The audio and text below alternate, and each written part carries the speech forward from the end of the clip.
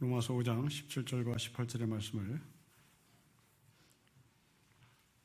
우리 함께 읽겠습니다. 시작. 한 사람의 범죄로 말미암아 사망이 그 한 사람을 통하여 왕노릇하였은즉 더욱 은혜와 의의 선물을 넘치 받는 자들은 한 분 예수 그리스도를 통하여 생명 안에서 왕노릇하리로다. 그런즉 한 범죄로 많은 사람이 정죄에 이른 것 같이 한 의로운 행위로 말미암아 많은 사람이 의롭다 하심을 받아 생명에 이르렀느니라. 아멘. 우리는 지난 시간에 예수 안에서 얻는 풍성함이 무엇인지를 나눴습니다. 그것은 하나님께 순종하는 자는 천대까지 복을 받으며 하나님을 믿지 않고 순종하지 않는 자는 3, 4대 벌을 받는다는 비교의 풍성함이었습니다. 3대 천입니다. 4대 천입니다. 심판에 비하면 하나님의 축복은 헤아릴 수 없다라는 말입니다. 이제 오늘은 그 풍성함에 대한 절정인데요. 바로 그 절정은 표현을 왕노릇한다라는 표현을 합니다. 여기서 이 왕노릇이란 말은 지배당한다, 누군가가 나를 통치한다는 말인데 17절의 말씀을 통치한다, 지배한다는 말로 바꿔보면 누군가는 죄에 의해서 지배를 당하는 사람이 있는가 하면 누군가는 생명에 의해서 지배를 당하고 생명이 통치를 하는 사람이 있다는 말입니다. 자, 이 말을 18절은 또 달리 바꿔서 설명하는데 누군가는 정죄받는 사람이 있는가 하면 누군가는 의로운 사람이라는 것을 인정받으며 사는 생명의 사람이 있다라는 것입니다. 물론 이것은 신분의 문제입니다. 생명으로 왕노릇하는 신분, 죄로 인하여 왕노릇하는 신분, 이것은 신분의 문제입니다. 우리의 실존의 문제는 아닙니다. 우리의 실존의 문제는 이것이 서로 오락가락하였습니다. 언젠가는 죄에 의해서 지배를 당한가 하면 또 어떤가는 하나님의 말씀으로 지배를 당하는 왔다 갔다 하는 경우가 있습니다. 그러나 분명한 것은 하나님께서 반드시 내 편이고 우리의 편이라는 사실을 저희는 분명히 합니다. 이런 면에서 이 성경은 다리미로 완벽하게 다려진 그럴듯한 번지르한 그런 책이 아니라 구겨진 엉망진창 눈물이 한숨이 절망이 기쁨이 웃음이 서로 섞여 있는 구겨진 책이라고 말할 수 있습니다. 우리 믿음의 선배들은 다 반듯한 다리미질한 사람의 삶을 산 사람은 아무도 없습니다. 모두가 다 엉키고 구겨진 삶을 살았습니다. 그럼에도 불구하고 궁극적으로 그들의 편에 하나님이 서 계신 것을 늘 확인했던 것입니다. 여러분, 욥이라는 사람을 보십시오.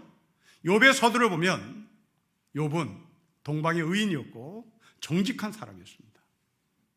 그리고 부자였습니다. 그 부의 힘을 자기 혼자 배불리는 데 사용한 것이 아니라 남을 돕는 데 사용했습니다. 이 정도면 거의 완벽한 사람입니다. 하나님을 경외하는 사람, 정직한 사람, 부자, 그리고 남을 도와주는 사람. 그런데 이 욥이 어느 한순간에 망합니다. 모든 재산이 사라집니다. 그리고 자녀들이 퍽퍽 쓰러지고 죽어나갑니다. 여러분, 이때 이 욥은 놀라운 정말 상상할 수 없는 신앙의 고백을 합니다. 내가 모태에서 빈손으로 태어났으니 죽을 때에도 빈손으로 돌아갈 것이다. 주신 분도 하나님이시고 가져가시는 분도 하나님이시니 나는 주님을 찬양할 뿐이다. 여러분, 재산이 사라졌습니다. 자녀들이 쓰러지고 죽어갑니다. 보통 아버지 같으면 살맛을 잃을 겁니다. 보통 아버지 같으면 아우성 칠 겁니다. 그런데 놀랍게도 이 욥은 내가 모태에서 빈손으로 태어났으니 갈 때도 빈손으로 간다. 취하신 자도 하나님이시고 주신 자도 하나님이시니 나는 이 하나님을 찬양할 뿐이다. 고백을 합니다. 대단합니다. 그런데 뭔가 우리는 이런 사람에 대해서 정이 가지 않습니다. 이런 상태로 가면 우려야 되는 겁니다. 이런 상태에 가면 우리는 하나님을 원망이 되는 겁니다. 이러면서 이 욥은 별로 정가는 사람이 못 됩니다. 아니나 다를까 이렇게 반듯한 말을 하는 이 욥을 향하여 욥의 아내가 분노합니다. 그 욥의 아내는 욥에게 말합니다. 당신이 좋아하는 하나님, 그 하나님을 욕하고 나가서 죽으라고 얘기합니다. 얼마나 복장이 터졌으면, 얼마나 삶을 모르고 현실을 모르는 남편과 평생을 살았으면 당신이 좋아하는 하나님 욕하고 나가 죽으라고 말했을까요? 그러나 우리는 이 욥의 아내가 더 인간미가 넘칩니다. 우리는 이런 자리에 가면 당연히 욥의 아내와 같은 말을 해야만 할 것이고 그리고 할 수밖에 없을 것입니다. 그런데 욥은 이 욥의 아내, 자기의 아내 말을 듣고 한술 더 뜹니다. 당신까지도 어리석은 여자들처럼 말하는구려. 우리가 누리는 복도 하나님께 받았는데 어찌 재앙이라고 해서 받지 못한다는 말이요. 복장 터지는 남편입니다. 부부싸움하고 성경 읽는 꼴입니다. 부부싸움하고 찬양하는 꼴입니다. 부부싸움하고 돌아서서 무릎 꿇고 기도하는 꼴입니다. 저는 이런 욥기의 서를 읽으면서 욥의 아내가 더 정이 갑니다. 그런데 욥이 순간 무너집니다. 며칠 가지 못합니다. 하나님께 항의합니다. 나를 위해서 당신이 해준 게 뭐예요? 나를 죄인 취급하지 마세요. 도대체 당신이 나하고 무슨 억하 심정이 있길래 나와 다투려고 하는 것이요? 하나님과 맞짱을 뜨기 시작합니다. 그렇게 반듯한, 그렇게 다림질을 한 것처럼 보이는 신앙인 욥, 그는 이제 주름 잡히기 시작합니다. 그는 이제 엉망진창의 좌충우돌의 신앙 고백을 하기 시작합니다. 여러분, 이때 일관된 신앙을 끝까지 견지한 욥의 친구들이 있습니다. 이 욥의 친구들은 욥이 아프다는 소리를 듣고 불원천리 찾아와서 일주일 동안 욥의 옆에 함께합니다. 이런 친구를 둔 욥은 정말 행복한 사람일 것입니다. 이 욥의 친구들은 집이 어디였는지 지리에도 나오지 않는, 지도에도 나오지 않는 아주 낯선 곳입니다. 굉장히 멀었다는 얘기입니다.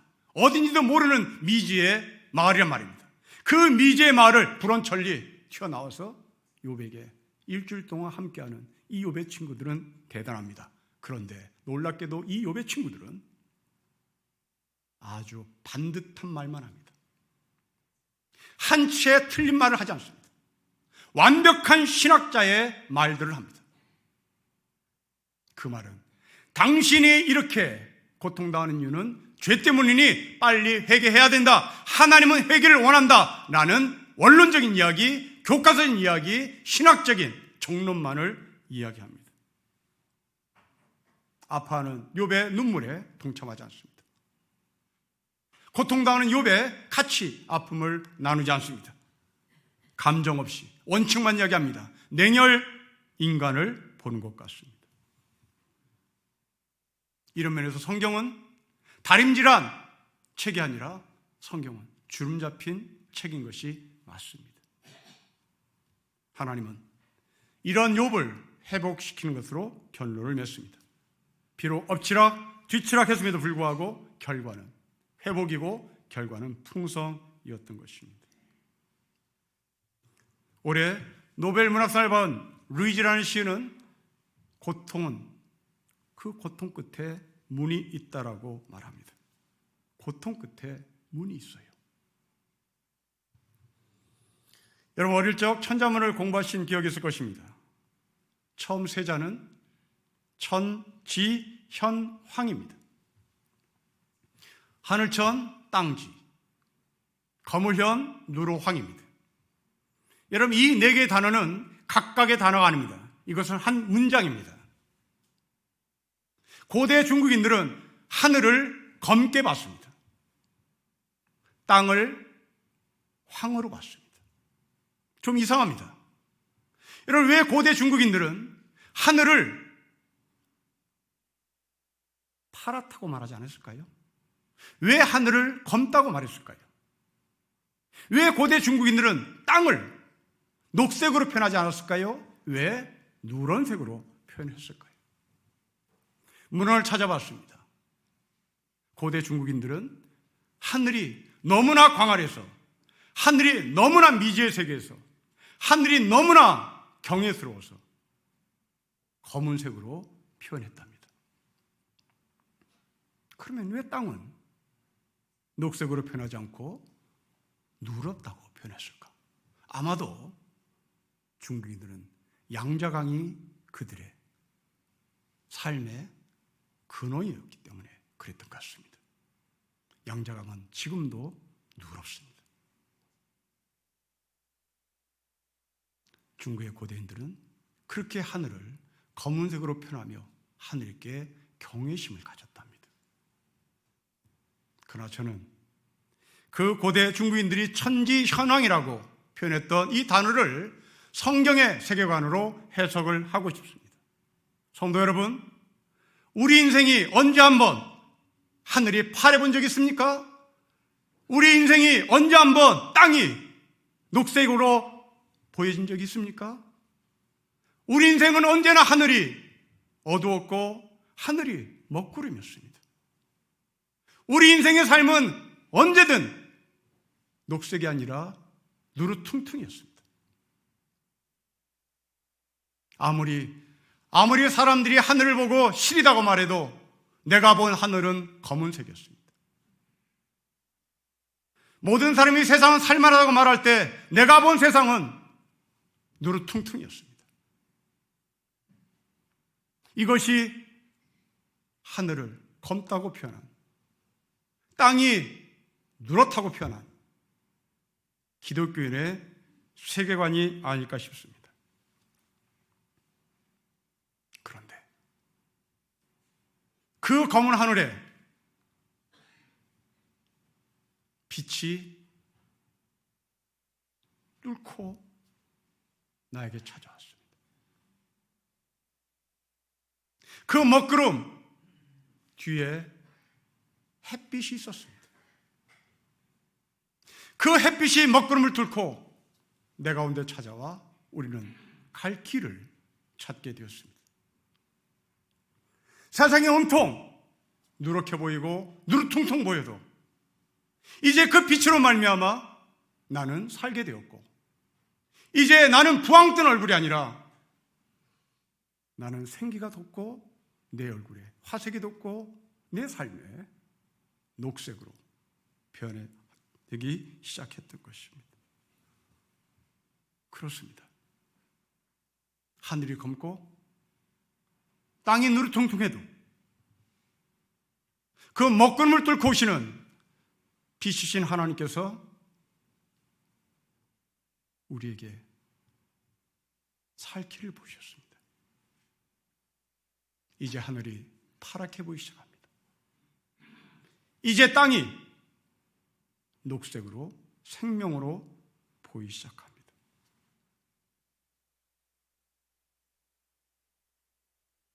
죽음이 지배하는 사람, 생명이 지배하는 사람. 도대체 이 말이 무슨 말인지 우리는 좀 더 깊이 들어가 보도록 하겠습니다. 여러분, 17절 말씀을 다시 한번 읽겠습니다. 시작. 한 사람의 범죄로 말미암아 사망이 그 한 사람을 통하여 왕노릇하였은지 더욱 은혜와 의의 선물을 넘치게 받은 자들은 한 분 예수 그리스도를 통하여 생명 안에서 왕노릇합니다. 여러분, 먼저 바울은 죄가 왕노릇하는 삶을 우리에게 전합니다. 진리가 아닌 것이 우리를 지배하는 것, 생명이 아닌 것이 우리를 지배하는 것, 바로 그것을 죄가 통치하는 것, 죄가 왕노릇하는 것일 겁니다. 여러분, 이 그림은 출애굽에 있습니다. 모세와 아론은 바로를 찾아갑니다. 히브리 노예들을 풀어주세요. 히브리 노예들이 광야에 가서 우리의 하나님 여호와께 제사를 드리도록 해주세요. 모세와 아론이 바로에게 찾아가 부탁합니다.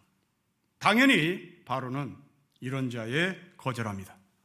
거절할 뿐만 아니라 이 바로는 히브리 노예들에게 벽돌을 만들 수 있는 재료를 끊습니다. 히브리 노예들은 난리 났습니다. 가뜩이나 힘들어 죽겠는데, 가뜩이나 노예로서 벽돌 만들기가 힘들어 죽겠는데 이제 벽돌을 만드는 재료까지 중단했으니 더 노동이 고통스럽고 노동 강도가 세워질 수밖에 없었습니다. 그러자 이 히브리 노예들이 바로를 찾아가서 바로에게 말합니다. 당신의 종들에게 왜 재료를 주지 않냐고. 여러분, 이 이야기를 하는 당시 히브리 노예들의 얼굴을 상상해 보십시오. 왜 우리에게 이렇게 말하지 않습니다. 당신의 종들에게 이미 히브리 노예들은 자신의 정체성이 바로의 노예요, 바로의 종들인 것을 입으로 시인하고 있습니다. 그리고 말합니다. 당신은 주려고 했던 거 압니다. 당신은 결코 벽돌 만들 재료를 끊을 사람이 아닙니다. 당신의 백성들이 재료를 끄는 겁니다. 여러분, 이 정도면 아첨입니다. 이 정도면 바로에게 정말 아첨의 극치를 다루는 겁니다. 우리는 당신의 종입니다. 당신은 우리에게 벽돌 재료를 줄 수 있는 느긋한 사람입니다. 넉넉한 사람입니다. 좋은 왕입니다. 그런데 중간에 당신의 백성들이 재료를 끄는 것입니다. 아첨을 떨어도 이 정도 아첨을 떨면 성공입니다. 그런데 바로는 물건을 주지 않습니다. 바로는 재료를 주지 않아요. 실망한 이 히브리 노예들이 집으로 가는 중에 모세와 아론을 만납니다. 그 모세와 아론을 만나 외칩니다. 하나님께서 너희들을 내려다보시고 벌을 내려주셨으면 좋겠다. 여러분, 어디에서 뺨 맞고 누구한테 화풀이 한단 말입니까? 지금 이 히브리 노예들은 바로한테 뺨 맞고 와서 엉뚱한 모세와 아론에게 화풀이를 합니다. 그리고 말합니다. 너희들 때문이다.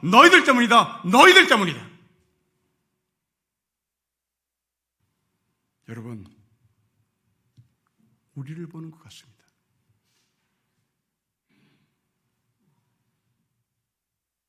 우리는 월급 한 번 깎일까 봐, 월급 받지 못할까 봐, 이 히브리 노예들처럼 우리 사장님은 최고입니다. 우리 회장님은 최고입니다. 그 밑에 사람이 문제죠.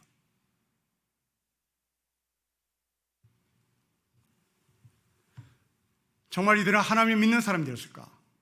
하나님을 들먹거린 거 보니 하나님을 믿는 사람인 건 맞는 것 같습니다. 그런데 이들의 하나님은 바로였고, 이들의 하나님은 월급이었고, 이들의 하나님은 벽돌을 만드는 재료였던 겁니다. 정말 이들이 하나님을 믿는 사람이었다면 400년의 종살이에서 삶을 청산할 자유의 하나님, 해방의 하나님을 찾았을 것입니다. 그런데 월급 깎이는 것이 무서워서 자기네 스스로 종이라고, 자기네 스스로 노예라고 가서 아첨을 떱니다. 우리는 십계명의 제2계명을 알고 있습니다. 우상을 만들지 말라는 말입니다. 여기서 이 만들지 말라 할 때 만들다는 말이 아주 독특한 단어입니다. 석공이 돌을 쪼개고 그 돌을 사람의 모습을 만들어내는, 쪼을 때 쓰는 말이 만들다라는 말입니다. 여러분, 이 이야기는 이스라엘 백성들이 애굽에서 탈출한 지 얼마 되지 않았을 때 하나님은 이스라엘 백성들에게 주신 계명입니다. 우상을 만들지 말아라. 바로 이 말을 들었을 때 이스라엘 백성들은 자기의 조상 때부터 400년 동안 내려왔던 그 석공의 삶을, 아니 불과 몇 년 전에 내가 애굽에서 그 돌을 깨고 있었는데, 그 돌을 다듬고 있었는데, 당시의 히브리 노예들이 그 돌을 깨고 그 돌을 다듬었던 것은 바로 바로의 국고성, 바로의 무덤을 만들기 위함이었습니다. 피라밋이었습니다. 그 피라밋을 만들기 위하여 바위를 패고 그 피라밋을 만들기 위하여 바위를 다듬을 때 히브리 노예들은 이게 내 팔자지, 이거 아니면 나는 월급 깎이지, 나는 월급을 받아먹기 위해서 이것을 아침부터 저녁까지 하는 것이지. 아니, 그것조차도 생각 못한 채 노예인 이 히브리 노예들은 아침부터 저녁까지 바위를, 돌을 다듬고 있었을 것입니다. 그런데 여러분, 그 피라밋은 바로의 무덤이었습니다. 그 피라밋은 바로의 무덤뿐만 아니라 바로가 죽을 때 자기의 딸이 산채로 매장되는 그 무덤을 아비로서 만들고 있었던 겁니다. 여러분, 이게 우리의 삶입니다. 히브리 노예들이 바위를 깨고 그 바위를 다듬는 것은 바로의 무덤을 만들기 위함이요, 그 바로의 무덤에 바로가 죽어서 시체로 들어갈 때 함께 생매장 당하는 자기의 딸이 있다는 사실을 그들은 알면서도 모른 채 돌을 다듬고 있었던 겁니다.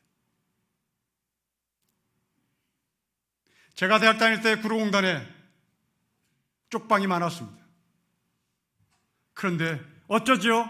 그 쪽방이 오늘 그대로 살아있습니다. 그 쪽방에 40년 전에 일했던 여공들이 지금 60이 되어서 똑같이 재봉질을 하고 있습니다. 이게 바로 피라밋 만들기 위하여 아침부터 저녁까지 돌을 쪼았던 여공들입니다. 내가 여기서 하루 종일 재봉질을 하면 좋은 날이 오겠지. 그러나 내 딸도 거기서 재봉질을 하고 있습니다. 성경은 어디 하나 틀린 구석이 없습니다. 스스로 종이요, 스스로 노예요, 스스로 비굴하게 굽니다. 나는 바로의 종입니다. 나는 회장님의 종입니다. 나는 사장님의 종입니다. 나는 돈의 노예입니다. 그래야 한 푼이라도 손에 넣을 수 있기 때문입니다. 물론 우리는 이런 저의 말을 듣고 나보고 어쩌라고요? 내가 그러면 히브리 노예인데, 내가 이게 직장인인데, 내가 월급쟁인데, 내가 사회약자인데, 이런 내가 아무리 외쳐봐야 바위에 계란 던지기인데, 그럼 나 어쩌라고요? 저는 여러분들을 탓하는 것이 아닙니다. 그런데 여러분, 변호인이라는 영화를 보신 기억이 있습니까? 주인공 진우라는 청년을 변호하는 변호사와 고문에 의해서 자기의 삶이 완전히 만신창이 돼서 절망스러운 그 진우와의 대화입니다. 변호사가 진우를 접견해서 하는 말입니다. 진우야, 너가 그랬지.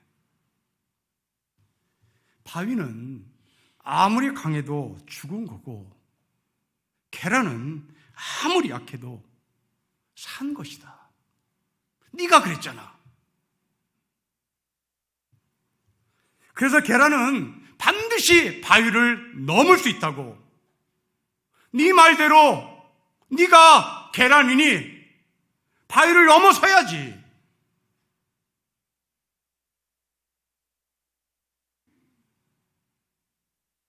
산 자만이 할 수 있는 말입니다.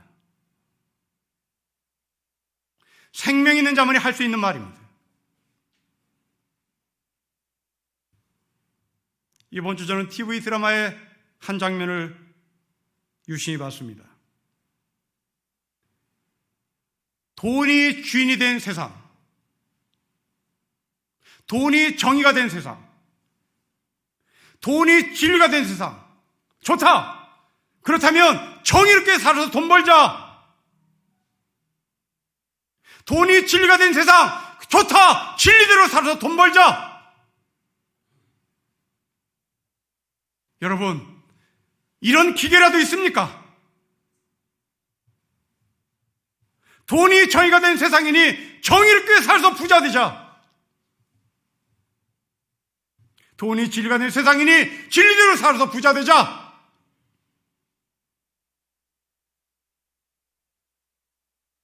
벽돌재료 주지 않아서 월급 한 번 깎일까봐 1시간 더 일하는 것이 무서워서 바르게 찾아가 아양을 떠는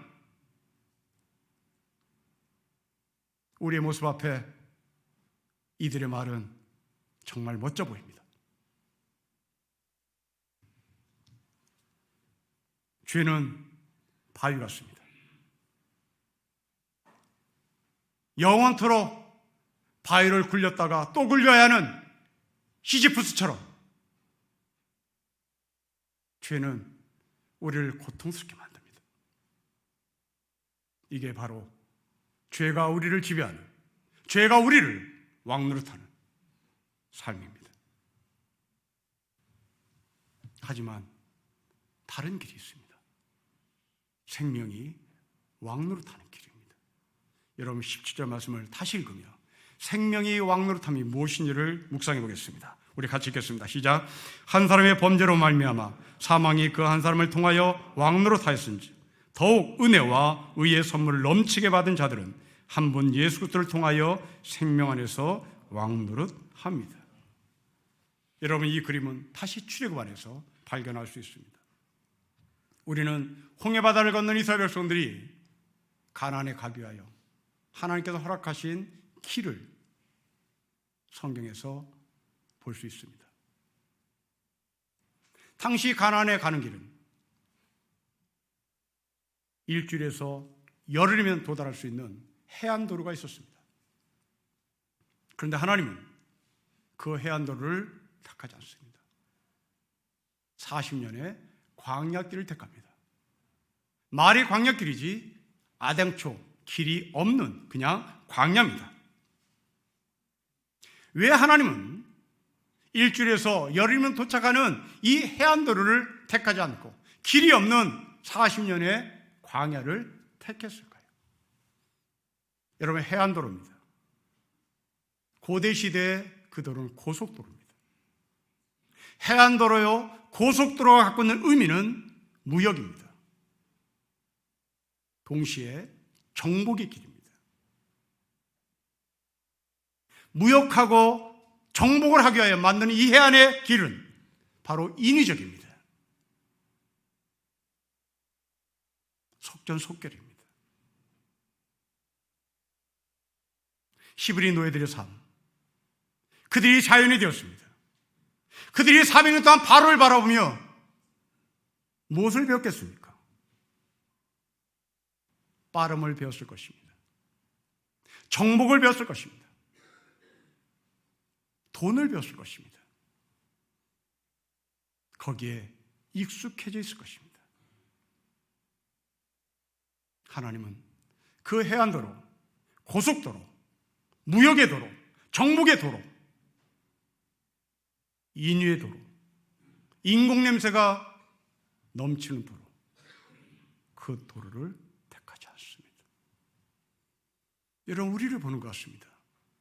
우리는 편리에 익숙해 있습니다. 매주일 이곳에 올라와서 기도하시는 기도의 내용들은 한결같이 경제 무너졌다입니다. 왜? 해안도로에 익숙해 있는 우리이기 때문입니다. 고속도로에 익숙해 있는 우리 때문입니다. 경제가 무너진들 우리가 지금 새끼 밥을 굶습니까? 경제가 무너진들 우리가 지금 옷을 헐벗습니까? 우리는 여전히 해안도로를 찾고 있는 겁니다. 여전히 우리는 고속도로를 찾고 있는 겁니다. 여전히 우리는 그것에 익숙해 있기 때문입니다. 길이 없는 광야, 40년. 그 광야는 어떤 곳입니까? 인위적이지 않습니다. 매끈하지 않습니다. 거칩니다. 생긴 대로입니다. 울퉁불퉁입니다. 거침입니다. 그리고 해안 고수들에 비해 느림입니다. 여러분, 왜 하나님은 거칠고 투박하고 울퉁불퉁하고 느린 그 광야로 이스라엘 백성들을 끌고 갔을까요? 그렇습니다. 고속도로는 사유할 수 있는 길이 못 됩니다. 광야길이 사유할 수 있는 길입니다. 밑바닥으로 내려가서, 거친 곳으로 내려가서, 울퉁불퉁한 곳으로 내려가서 인생을 사유해 보라고 하나님은 이스라엘 백성들을 광야로 인도하신 것입니다. 아니, 우리가 400년 동안 밑바닥 생활했어요. 근데 왜 또 밑바닥 생활을 하라고요? 아닙니다. 400년 동안의 밑바닥의 삶은 강제적으로 살 수밖에 없는 밑바닥의 인생이었습니다. 그러나 광야의 삶은 자발적으로 밑바닥에 내려오는 자유인의 삶이었습니다. 강제로 밑바닥에 사는 인생과 자발적으로 밑바닥에 위치하는 인생은 세상을 달리 해석합니다. 강제적으로 밑바닥에 내몰린 사람은 세상이 원망스럽습니다. 그러나 자발적으로 밑바닥으로 내려온 인생은 세상을 원망으로만 보지 않습니다. 세상의 구조를 보기 시작합니다. 남미에서 자생제로 발생한 해방신학이라는 학문이 있습니다. 이 신학을 저는 전적으로 동의하는 것은 아니지만 저에게 도전을 주는 수로 하나가 있습니다. 가난한 자들의 인신론적 특권. 이 말을 풀겠습니다. 한 사회의 본질을 가장 통찰력 있게 해석할 수 있는 사람은 지식인이 아니라 그 사회의 밑바닥을 기이는 사람들, 이런 말입니다. 저는 이 말을 세상을 거꾸로 보는 세계관이라고 표현하고 싶습니다. 바로가 자발적으로 돌을 쪼고 있는 히브리 노예 자리에 와서 봤다면 바로는 자기의 무덤을 위하여 피라미드를 만들지 않았을지도 모릅니다. 바로가 스스로 밑바닥에 내려와서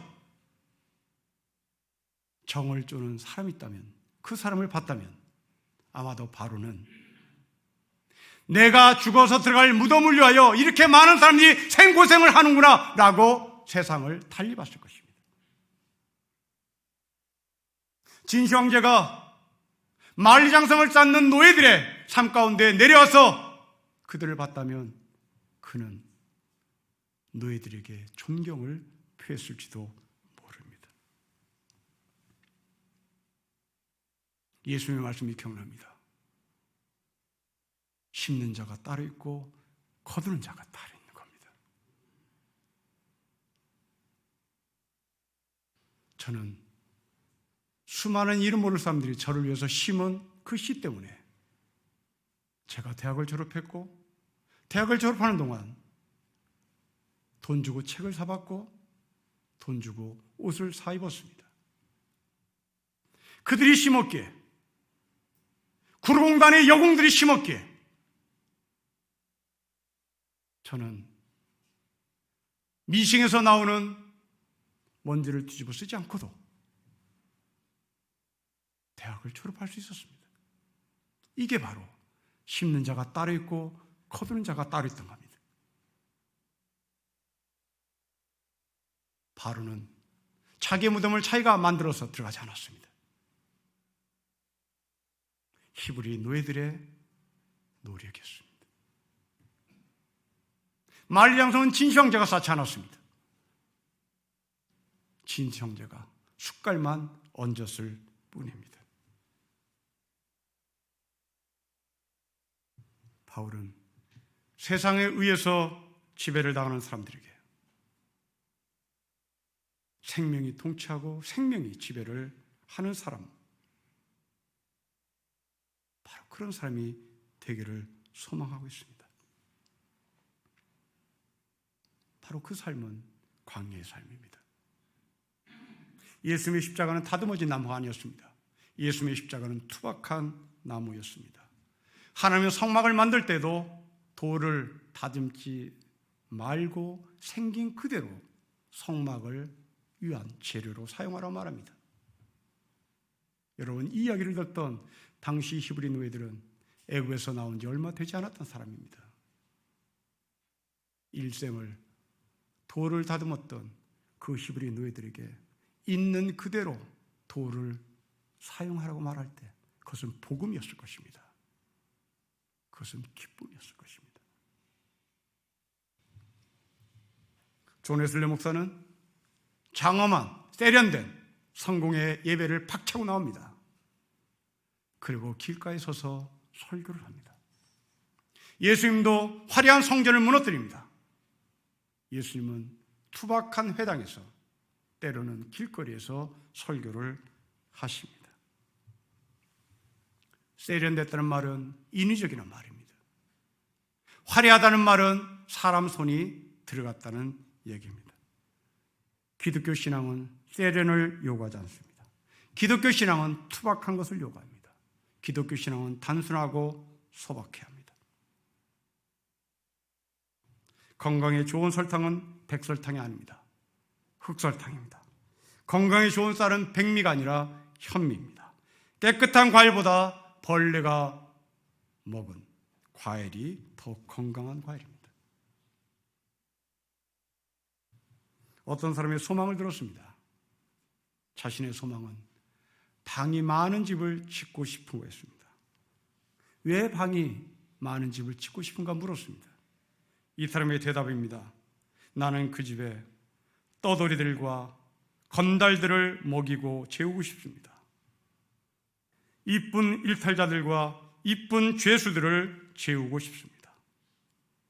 거꾸로 걸어다니는 사람과 서서 자는 사람들, 눈 감고 보는 사람들, 온몸으로 듣는 사람들, 발에 지평선을 감고 다니는 사람들, 그들이 자는 집을 만들고 싶습니다.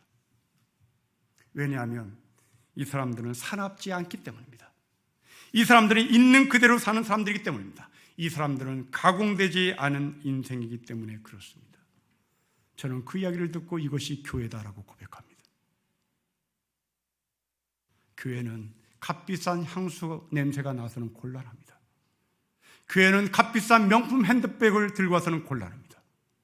교회는 값비싼 명품 옷을 걸치고 와서는 곤란합니다.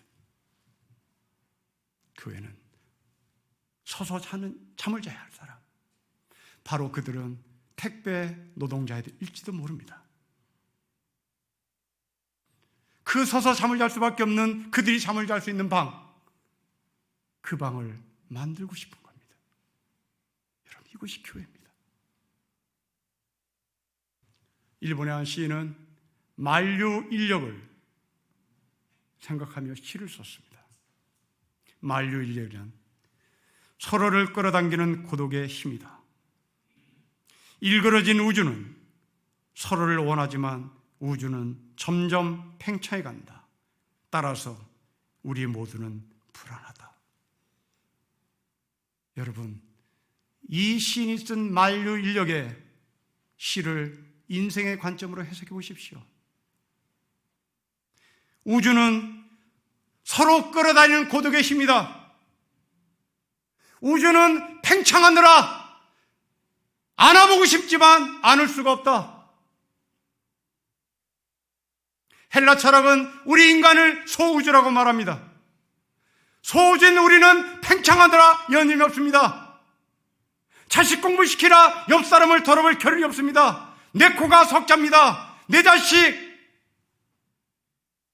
장가 보내고 씨 보내기에 급급합니다. 노년의 대책을 만들어 급급합니다. 팽창하고 팽창합니다. 힘든 사람, 안아본다는 거 모르는 사람 없습니다. 힘든 사람 쳐다보지 말라는 법 없습니다. 우린 다 압니다. 그러나 팽창해야겠기에, 성공해야 되겠기에, 노대책 마련해야 되겠기에 애써 눈을 감는 겁니다. 애써 모른 척하는 겁니다. 그런데 이 시인의 마지막 식구가 장관입니다. 20억 년 광년의 고독에 나는 갑자기 재채기를 했다. 기가 막힙니다. 모두가 팽창할 때 나라도 기침하자, 나라도 재채기하자.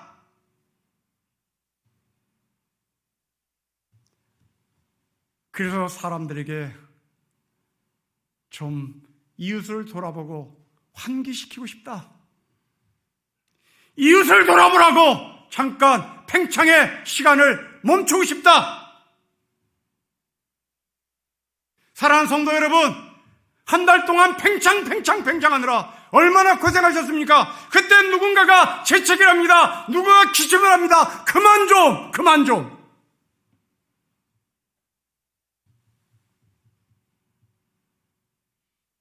그만 좀 팽창하시고 지하도에서 한 푼을 달라고 슬픈 눈빛을 던지는 노숙자를 쳐다보란 말입니다. 이게 생명이 막노트한 삶입니다.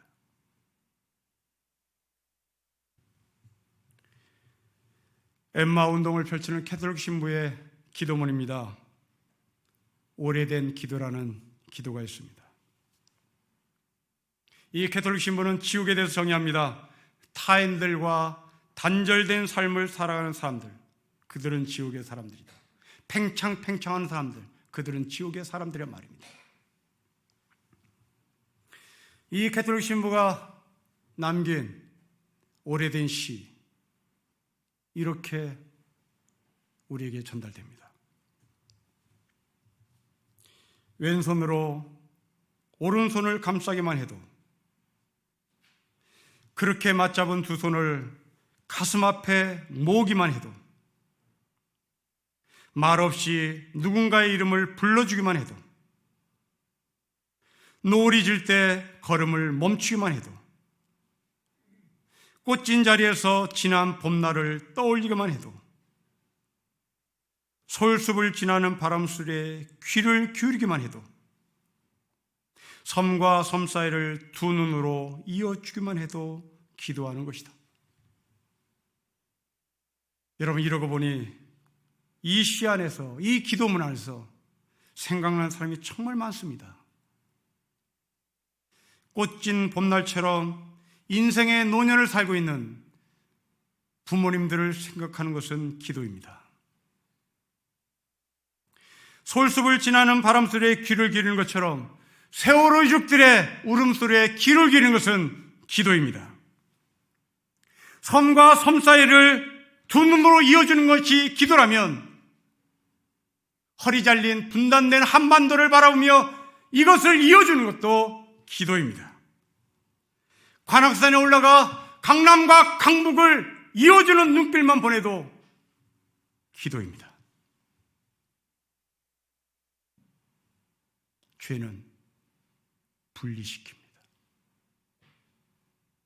죄가 우리를 통치할 때는 강남과 강북을 분리시킵니다. 죄가 우리를 통치할 때는 남과 북을 분리시킵니다. 죄가 우리를 통치할 때는 지역과 지역을 분리시킵니다. 인종과 인종을 분리시킵니다. 생명이 우리를 왕노릇할 때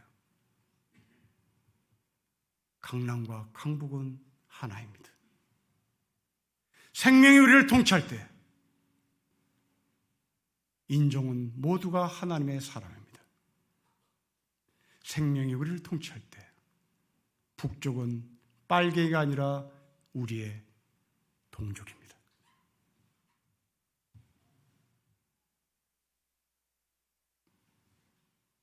스스로 자연이 되어서 낮은 자리에 와 세상을 보십시오. 바로의 자리에서 세상을 보는 것은 죄가 왕 노릇하는 것입니다. 스스로 낮은 자리에 내리셔서 세상의 모순을 보십시오. 생명의 삶을 사십시오. 생명의 기도를 하십시오. 신일교회 성도 여러분, 여러분들은 누구에 의해서, 무엇에 의해서 통치를 받는지, 누구에 의해서 통치를 받고 싶은지 확인하는 우리 모두의 생명의 사람 되시기를 주로 축복합니다. 기도하겠습니다.